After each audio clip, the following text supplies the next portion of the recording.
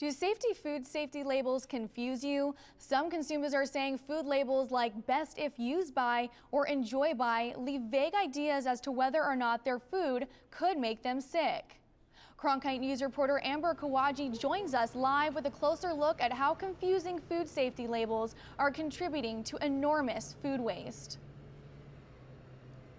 That's right. I ran into the market behind me and found all kinds of expiration labels.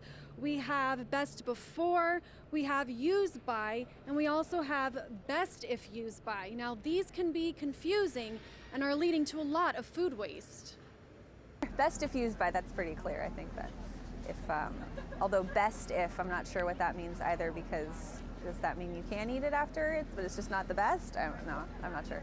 We've all done it, throwing away food as soon as it hits that sell-by date, concerned that if we eat it, we'll get sick. But we may not need to, according to Dee Mitten, Executive Director of Waste Not. When they say sell-by, that is their recommendation that the product is at its best. And confusing labels like enjoy by leave some consumers interpreting these labels as expiration dates. A lot of times when you have a sell-by date, what happens is you don't understand whether or not the product is still good and how many days is it still good. According to the FDA, there are no federal regulations stating food must have a printed expiration date. Arizona does require food safety labels, but only on eggs. It would come through the grocery industry, because they're the ones labeling the food. This label says best if sold by, but how long past the sold by date is the product good for?